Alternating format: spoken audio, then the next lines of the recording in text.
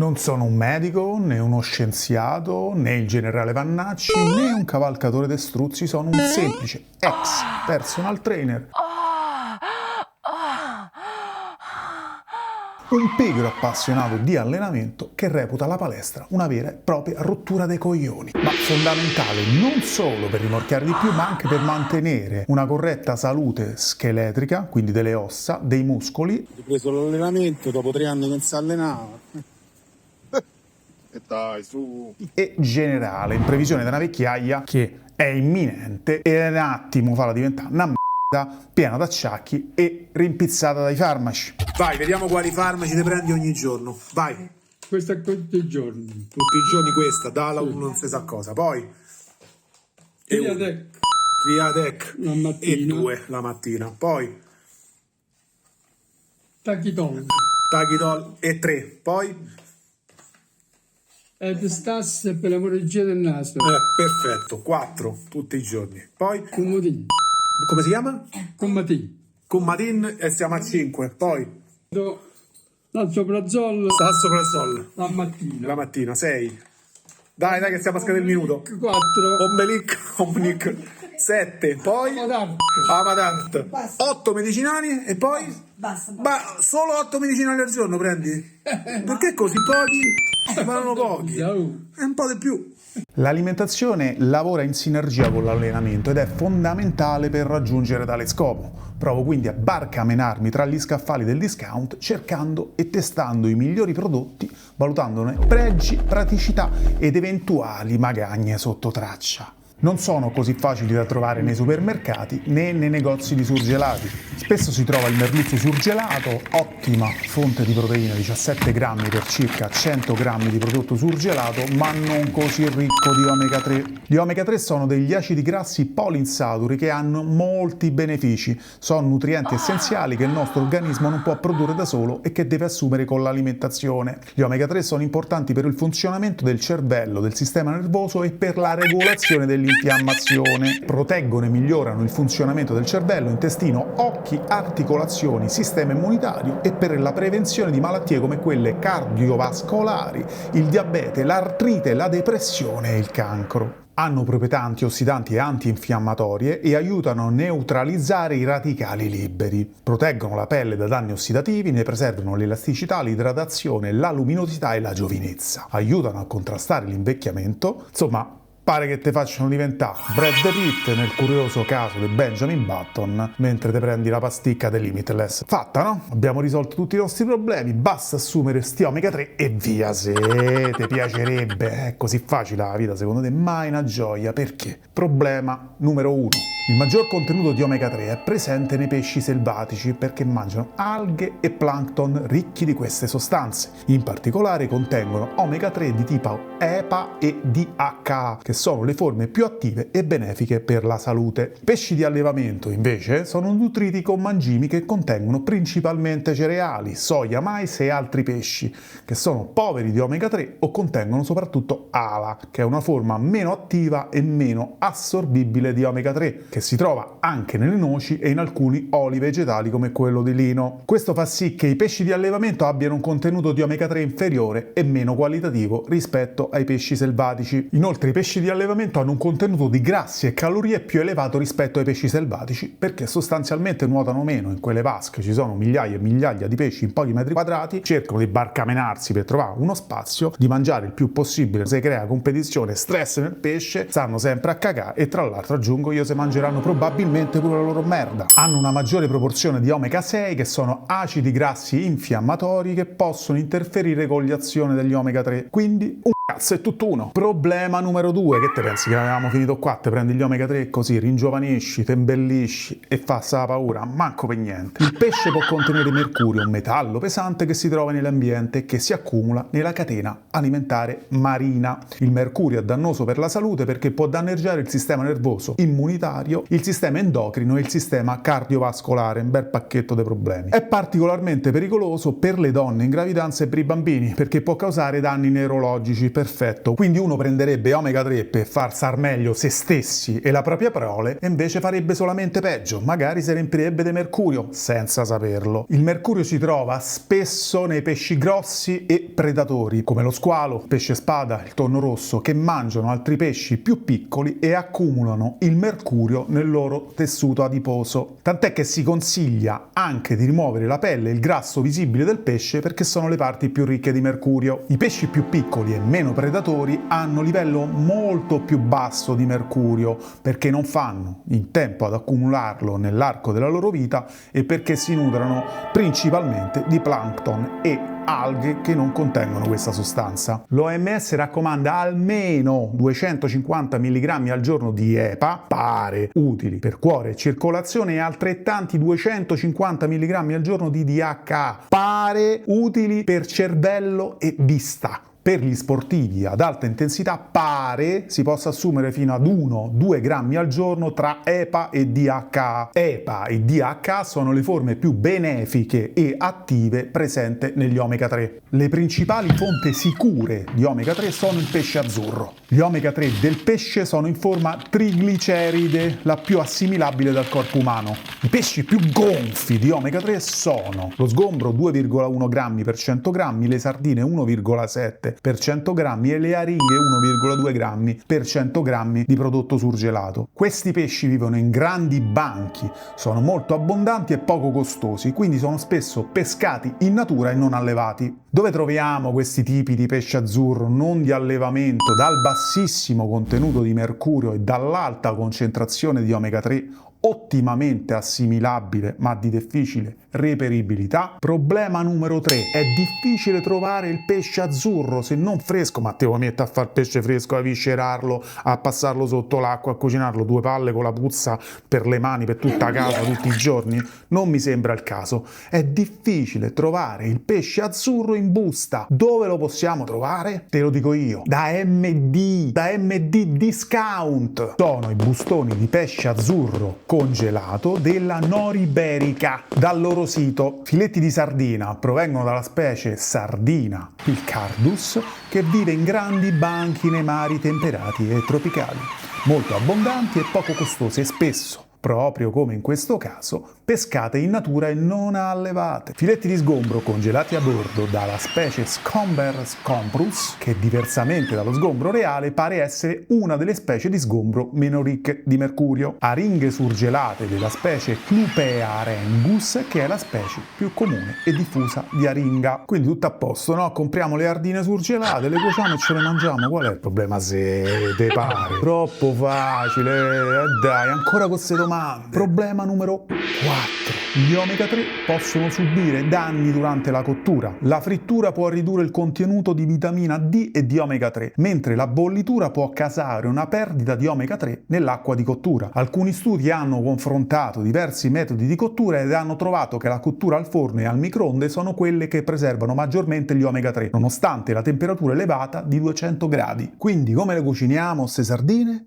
Al forno. La cottura al forno ha anche la peculiarità di aumentare la biodisponibilità dei carotenoidi, che sono dei pigmenti vegetali con proprietà antiossidanti presenti in alcuni pesci, come per l'appunto le sardine. Inoltre, la cottura al forno favorisce la reazione di Maillard, reazione chimica tra zuccheri e aminoacidi che produce un imbrunimento che porta sapore, odore e croccantezza tipici degli alimenti abbrustoliti. Evitare di bruciare l'alimento, perché la parte annerita diventa cancerogena. Ancora non lo sai, ancora ti fai barbecue con la diavolina grossa così che puzza di nafta. Per quanto riguarda le sardine, una cottura al forno per circa 15 minuti a 200 gradi elimina circa il 5-10% di omega 3, quindi rimane un contenuto di omega 3 molto alto.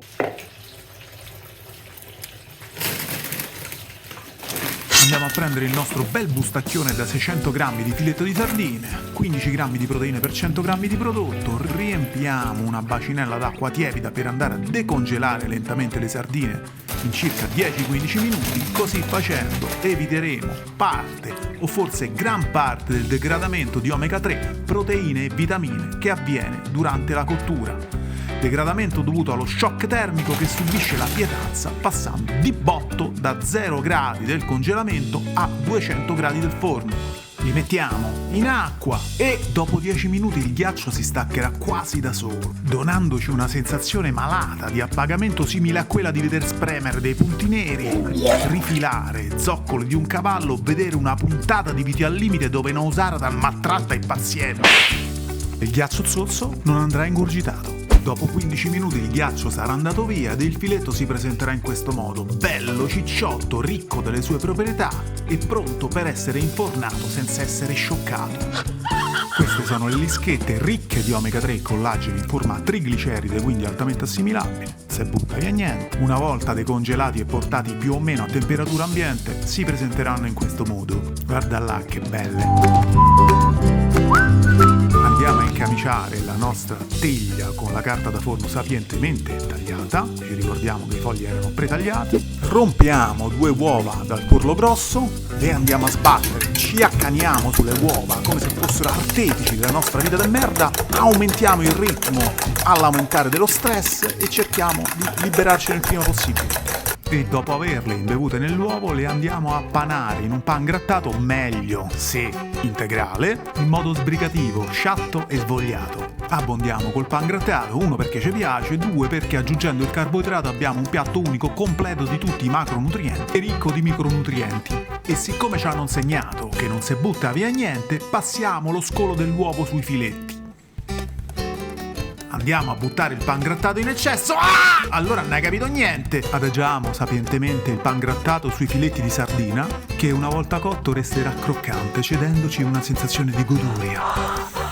Estraiamo dal forno di 20 anni di mondo convenienza col vetro incrostato, spremiamo un intero limone ricco di vitamina C ed antiossidanti. Il limone ha pH acido ma non influisce sul pH del sangue. Il limone però non alcalinizza il corpo come vogliono far credere alcuni per definirlo antitumorale. Ci accaniamo pure sul limone strizzandolo fino in fondo, rischiando di intossicarci col succo della buccia, sempre perché non si butta via niente. Olio a filo col ditino là, beccuccio solo a crudo, non abbiamo preoleato la teglia perché siamo fit. Gongoliamo per il modesto risultato. Bambino ridanciano che sembra apprezzare. Subito trova delle innocue microspine per far sì che la gioia non sia mai completa. Gatti ovunque e sempre pronti ad elemosionare il cibo. Bambino giocondo che tenta di indursi un conato di vomito. L'antefatto al problema numero 5, perché ci stanno 5 problemi pure per prendere l'omega 3, 2 palle. Non mi va di prendere pesce, non mi va di mangiarlo, non te sto a spiegare il motivo. Senti, io mi prendo gli integratori di omega 3 cotto e magnata. Qual è il problema? Tanto le proteine che non prendo dal pesce, me sto sempre a mangiare carne, le prendo dalla carne, oppure dai papponi di proteine che mi faccio frequentemente, me li shakero e sto a posto sia a livello di proteine sia a livello di omega 3 perché li prendo con gli integratori, giusto? E qual è il problema? E no, ma te pare che esiste una mezza cosa semplice nella vita, amico mio? E no, ma te pare che esiste una mezza cosa semplice nella vita, amico mio? Problema numero 5. Pare che gli omega 3 non certificati IFOS siano considerati facilmente contaminati da metalli pesanti. Pare non sia obbligatorio avere una certificazione sul quantitativo di metalli pesanti presente nei prodotti. E aggiungo io, se la certificazione viene fatta dai propri laboratori privati, non so quanto valore possa avere e non so, ma non credo che esista un ente terzo che garantisca la veridicità di questi dati, e anche se esistesse non so quanto quest'ente possa essere affidabile e quanto possa controllare effettivamente. Quindi io, per non saperne leggere né scrivere con la terza media, tenderei a fidarmi di un ente definito indipendente, che sembra sia indipendente, sempre col beneficio del dubbio, che si chiama IFOS. Tenderei a fidarmi degli omega 3 certificati IFOS. Il problema degli omega 3 certificati IFOS è che hanno un costo elevato. IFOS sta per International Fish Oil Standards. Si tratta di un programma di certificazione indipendente che analizza gli integratori di olio di pesce e li valuta in base a questi criteri: concentrazione di omega 3, purezza da contaminanti, stabilità ossidativa, rapporto tra EPA e DHA. Gli integratori che hanno il marchio IFOS sono quindi sicuri, efficaci e di alta qualità. Per quanto riguarda la biodisponibilità, cioè la capacità di assorbire gli omega 3, tra la forma trigliceride naturale del pesce o quella delle capsule pare che non ci sia alcuna differenza. Tuttavia alcuni integratori sono di tipo estere etilico, una forma sintetica e meno biodisponibile disponibile di omega 3 che richiede più energia per essere trasformata poi successivamente in trigliceride. Vi riporto alcuni esempi di omega 3 venduti su Amazon, tralasciando i più economici non certificati IFOS, vista tutta sta pappardella e dati gli antefatti, e analizzerei i primi due prodotti che cicciano, che hanno un rapporto qualità-prezzo secondo me decoroso. Non ho alcun interesse a vendere questo, quest'uno o quest'altro perché non ho riscontri economici, sono semplicemente uno che vi consiglia degli omega 3 al pari di uno che incontrate al bar e parlate di palestra, nulla di più, e ho trovato questi due prodotti in vendita su Amazon certificati IFOS. Il primo prodotto sono gli omega 3 certificati 5 stelle IFOS, ma di tipo estere etilico, abbiamo detto una forma sintetica che pare essere meno assorbibile rispetto alla trigliceride. Ogni compressa contiene 400 mg di EPA e 200 mg di DHA, sono circa 0,20 centesimi di euro per capsula. Loro ne consigliano un'assunzione di 5 capsule al giorno, ma è un quantitativo stratosferico per una persona normale che non si allena intensissimamente a livelli molto alti. Il secondo prodotto che vi consiglio è il Vitality 100 certificato IFOS e in forma trigliceride. Sembra un ottimo prodotto, anche perché le capsule vengono praticamente messe sotto vuoto nel packaging anziché nella boccetta classica, e pare che vengano meno influenzate dalle fonti di calore che possono determinare un degradamento degli omega 3. Quindi queste capsule sono in forma trigliceride, molto assimilabile dal corpo umano, certificate IFOS 5 stelle, quindi sostanzialmente prive di metalli pesanti e di mercurio. L'unico problema è che costano un sacco di soldi relativi a uno che è morto di fame tipo me, perché alla fine vengono 0,25 euro per capsula. Voglio dire, non è questa spesa così ingente, e hanno 800 mg tra EPA e DHA per capsula, quindi 0,25 centesimi di euro per capsula contenente 800 mg tra EPA e DHA. Per fare due brevi rapidi calcoli relativamente sommari, ma non troppo, le sardine surgelate contengono 1,7 grammi di omega 3, di cui 0,75 grammi di EPA e 0,45 grammi di DHA. Lo sgombro 1,9 grammi di omega 3, di cui 0,5 di EPA e 0,8 di DHA. Le aringhe 1,2 grammi di omega 3, 0,60 grammi di EPA e 0,77 grammi di DHA per 100 grammi di prodotto surgelato. Considerando solo le forme più attive e benefiche, l'EPA e il DHA, abbiamo grosso modo che 2 capsule di integratori di omega 3 certificati IFOS si trovano in circa 100 grammi di sardine, in 95 grammi di sgombro e in 90 grammi di aringhe. In più abbiamo tutte le proteine annesse. Quindi consiglio di un semi-analfabeta con la terza media ma col braccio grosso: assumere, comprare pesce azzurro congelato in busta, cucinarlo tendenzialmente al forno panato perché è più buono. Vi potete anche fare più pesce, conservarlo durante i giorni e mangiarlo come snack. Nei giorni in cui non si assume pesce azzurro, se siete dei poracci, dei morti di fame come me, comprare degli integratori di omega 3 certificati IFOS in forma trigliceride ed assumere il quantitativo a dosaggi consigliati dall'OMS e non dai produttori, dai venditori dietro l'etichetta che tendono, credo io, volontariamente ad esagerare.